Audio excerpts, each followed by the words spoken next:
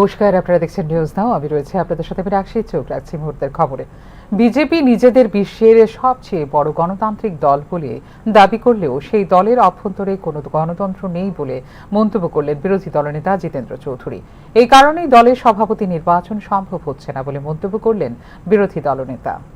29 June দলের নতুন ত্রিপুরা প্রদেশ সভাপতির নাম ঘোষণা হবে বলে আনুষ্ঠানিক বিজ্ঞপ্তি জারি করার কয়েক ঘন্টার মধ্যেই তা প্রত্যাহার করে নেয় ভারতীয় জনতা পার্টি। বিষয়টিতে প্রতিক্রিয়া দিলেন রাজ্যের বিরোধী দলনেতা জিতেন্দ্র চৌধুরী।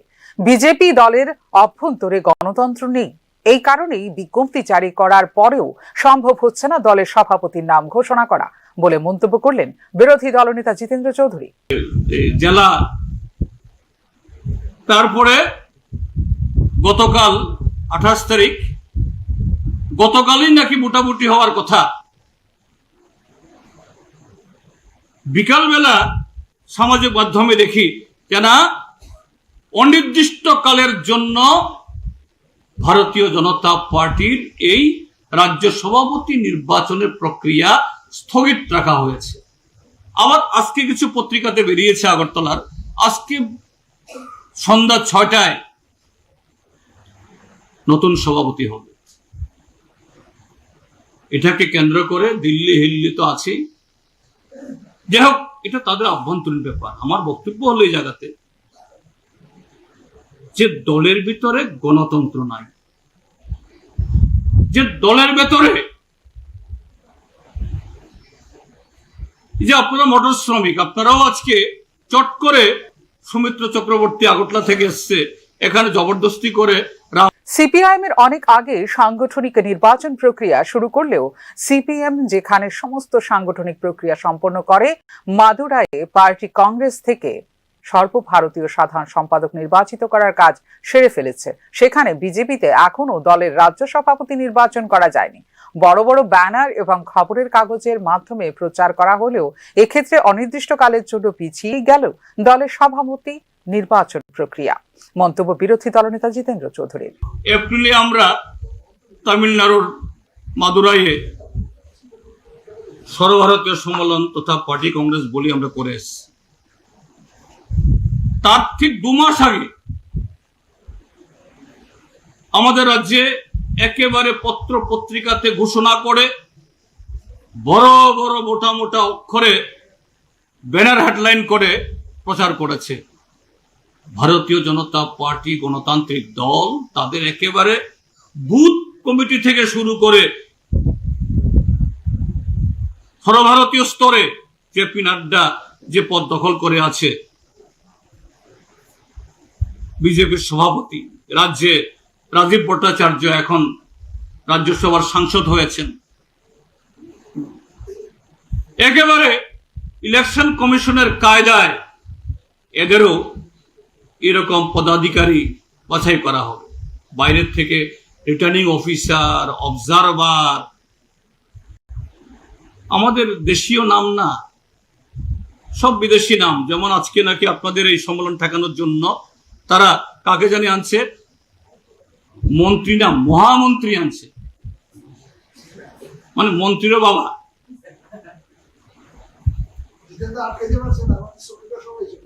যাই হোক, আটকানোর চেষ্টা। যে দলে গণতন্ত্র নেই সেই রাজনৈতিক দল সরকার পরিচালনা করলে যা হয় এই রাজ্যেও তেমনটাই হচ্ছে।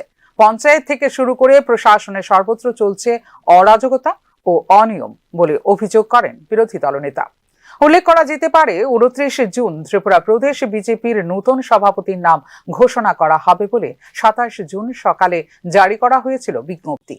কিন্তু ওই দিন সন্ধ্যার পরেই অনির্দিষ্টকালের জন্য প্রদেশ সভাপতি নির্বাচন প্রক্রিয়া স্থগিত বলে ঘোষণা দিয়ে আরেকটি বিজ্ঞপ্তি জারি করে ভারতীয় জনতা পার্টি।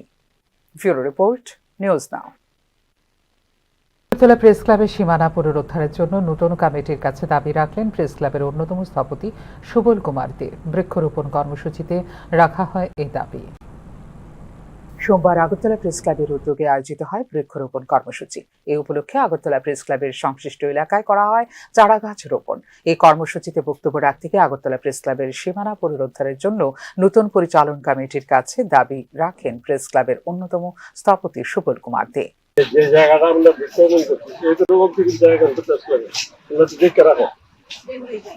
এই জায়গাটা আমাদের সাথে কথা হয়েছিল কৃষ্ণচন্দ্র বলে, তখন অর্থমন্ত্রী ছিলেন, রাজস্বমন্ত্রী ছিলেন।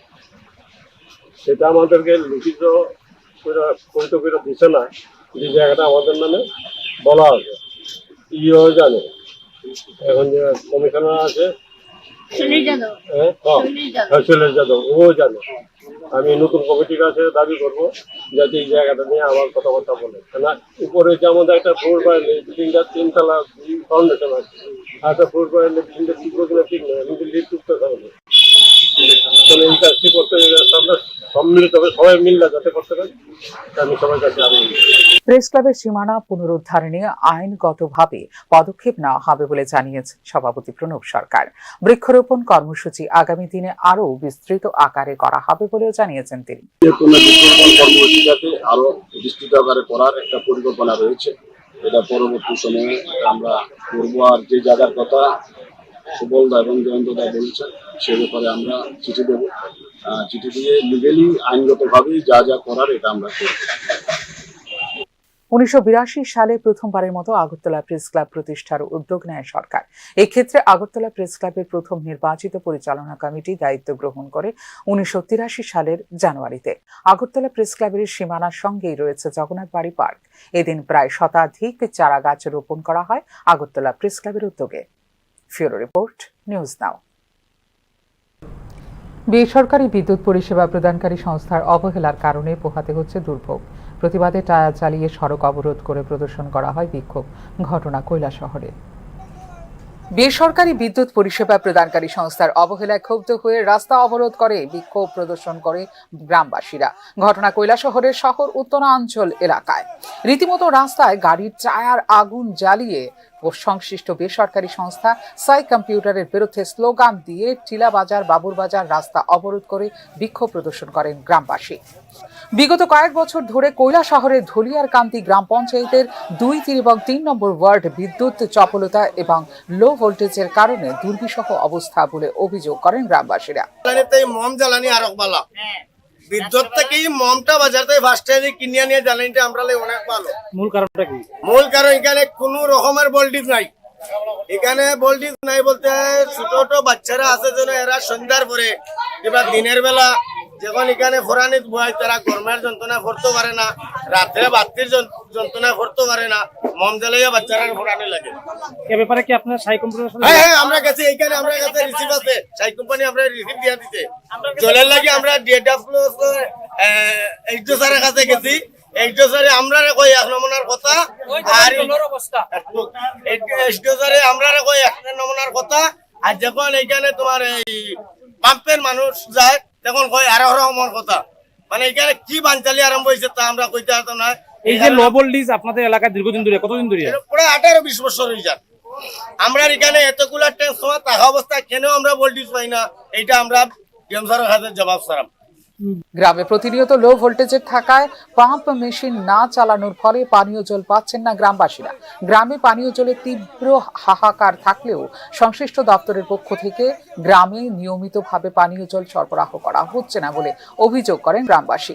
কয়েকবার লিখিতভাবে এবং মৌখিকভাবে বিদ্যুৎ পরিষেবা প্রদানকারী সংস্থা এমনকি জেলা শাসকের কাছে গ্রামের বিদ্যুৎ পরিষেবা স্বাভাবিক রাখার জন্য আবেদন জানালেও এই ক্ষেত্রে কোনো ধরনের কার্যকরী ভূমিকা নেওয়া হচ্ছে না বলে অভিযোগ করেছেন গ্রামবাসী।